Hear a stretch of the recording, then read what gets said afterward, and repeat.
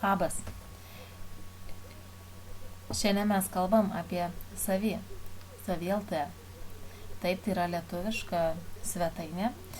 Mes čia galim gauti paslaugas, galim jas, ne paslaugas, bet paskolas teikti.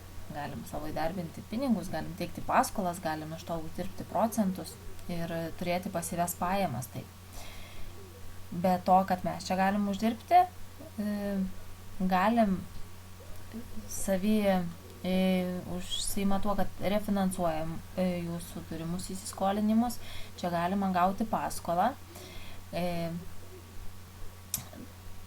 tiesiog vartojama tai projektui ir galima tapti investuotoju. Tapus investuotoju gauname nuorodą, ar ne? Ta referalinė nuoroda, per kurią jums kažkas rekomendavo pradėti darbą su Savi. Taigi matom šitą pagrindinį puslapį. Žemiau pavažiavus yra visa informacija, kaip investuoti. Čia kaip ir pavyzdžiai tokie, ar ne? Investavimo galimybės. Ir registracija yra labai paprasta. Galima registruotis arba su Facebooku, arba įrašant elektroninį paštą ir telefono numerį, spaudžiame registruotis. Aš prisijungiu, kadangi jau esu prisiregistravusi. Pirmas puslapis, kurį išmeta, tai yra paskolų sąrašas, ar ne, į kurias mes galime investuoti pinigus.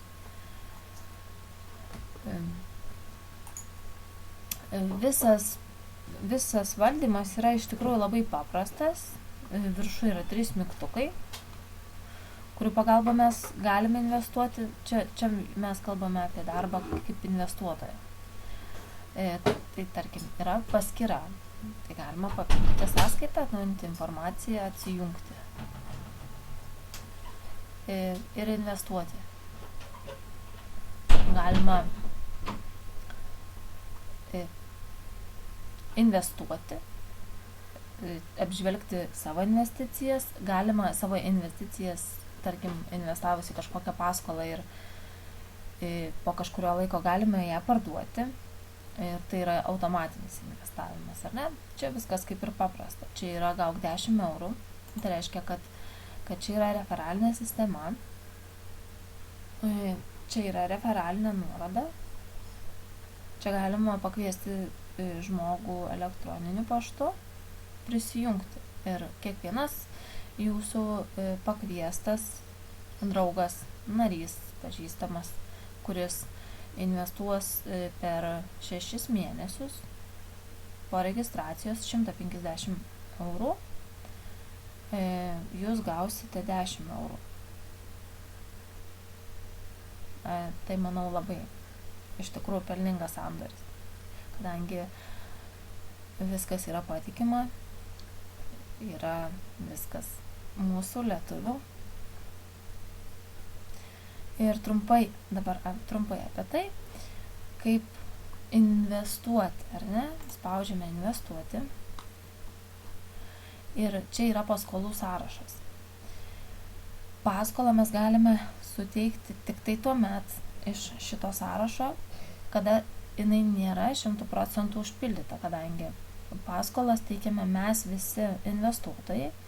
Atsiradus naujai paraiškai gauti paskolai, žmonės suinvestuoja pinigų sumą priklausomai nuo to, kiek jie gali sau leisti investuoti, ar ne, ir ta visa, tarkim, čia žmogus norėtų gauti 700 eurų ir visi tie investuotojai, tai yra mes, tuos pinigus investuojame į jo tą paskolą prašomą. Ir kada yra čia yra 100%, tai reiškia, kad paskola yra pilnai užpildyta ir iš tos paskolos mes jau duoti negalime, tiesiog reikia sekti, arba mes gaunam elektroninį paštą pranešimus, kada atsiranda naujos paraiškos paskolų.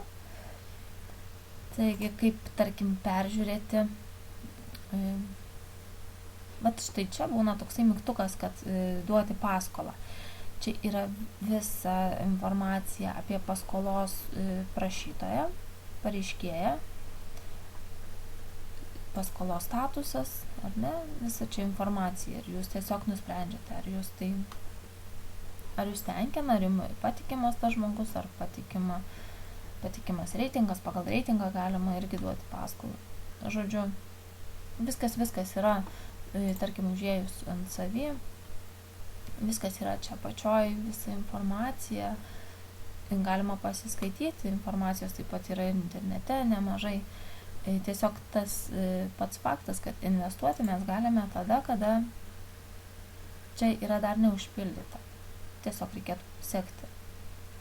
Čia yra balansas yra surištas su Paysero sąskaita, tai yra kiek pas jūs yra Paysero sąskaita pinigų, tiek pinigų rodo jums ir čia. Viskas tiesiogiai, čia nėra atskira, tarkim, kažkokio procesoriaus, viskas yra Paysero. Iš Payseros irgi ten nesudėtinga, išsivesti pinigėlius, galima kortelę užsisakyti, vizą. Tai tiek, trumpai tokia mini pradinė apžvalga. Sėkmės.